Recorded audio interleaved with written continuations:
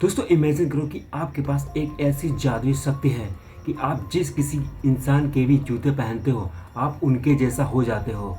तो अब क्या क्या करोगे? इसी से रिलेटेड आज की मूवी स्टोरी है।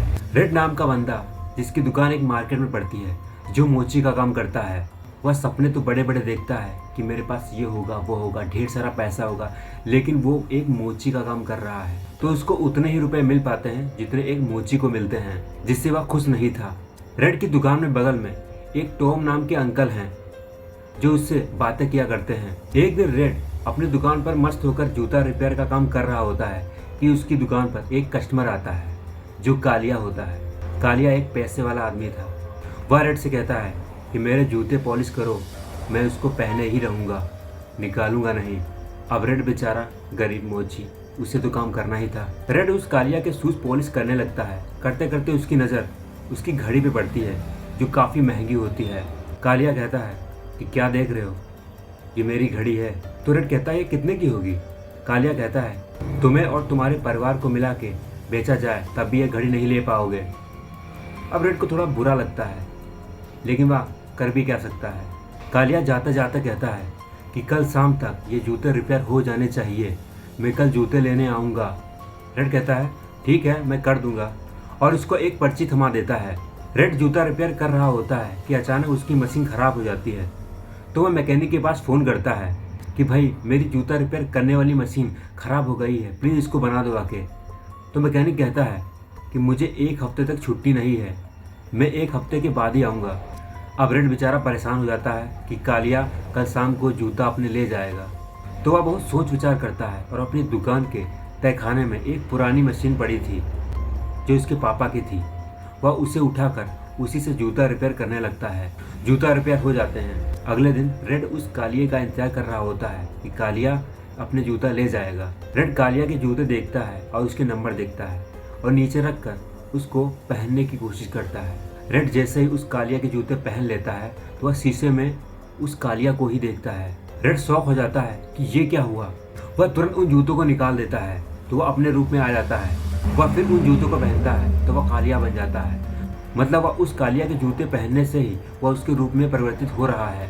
वह दूसरे जूते पहनता है लेकिन कुछ नहीं होता है। फिर वह दिमाग लड़ाता है कि क्या हुआ था मेरे साथ। फिर उसे समझ में आता है कि उसने पुरानी मशीन से उन जूतों को रिपेयर किया था।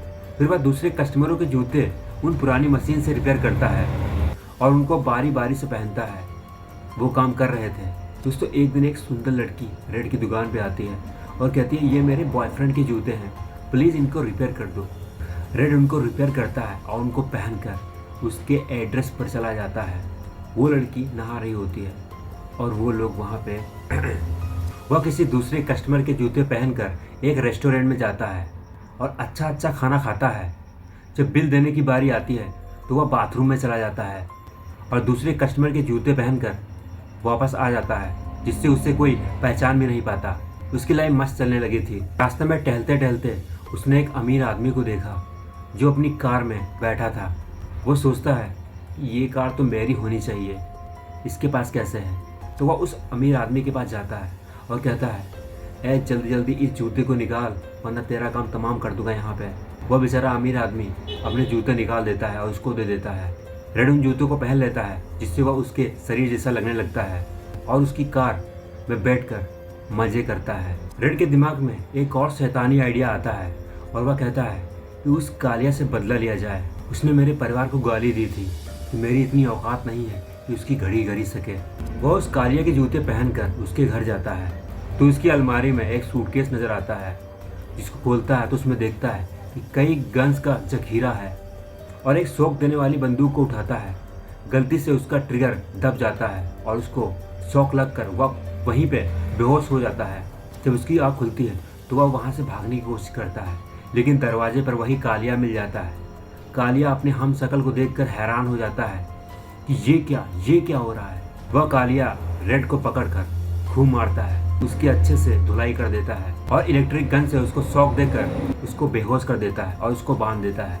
और किसी दूसरे कस्टमर के जूते पहनकर उसके सामने आता है और कहता है कि तेरे पास जितनी भी लग्जरी वॉचेस हैं सब मुझे दे दे।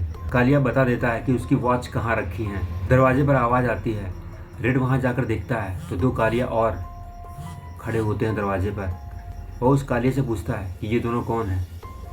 तो कालिया कहता है कि मैंने किसी की सुपारी ली है और मैं कॉन्ट्रैक्ट साइन करने जा रहा हूँ। रेड की हवा टाइट हो जाती है और वह कालिया बनकर उसकी जगह कॉन्ट्रैक्ट साइन करने चला जाता है। जब रेड उस कालिया के घर पे आता है तो कालिया सरप्राइज देता है। दोनों में लड़ाई झगड़ा होता है। कालिया रेड पे भारी पड़ रहा होता है कि तभी रेड अपनी सैंडल से उसके गले पे मार देता है और उसकी मौत हो जाती है।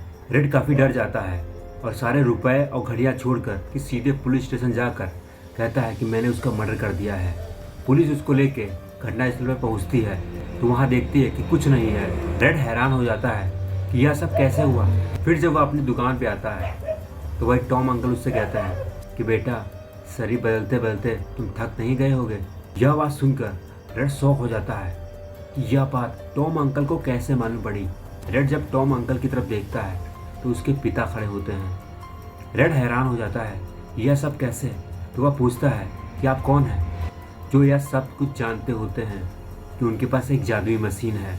वह उनको तहखाने में ले जाते हैं जहाँ पे एक बढ़िया सी लग्जरी कार खड़ी होती है। मतलब अब रेड अमीर हो चुका था। मतलब अब तक जो टॉम अंकल थे वह उनके पिता थे। वो देख रेख कर रहे थे अपने लड़के की कि ये क्या कर रहा है अपने जीवन में।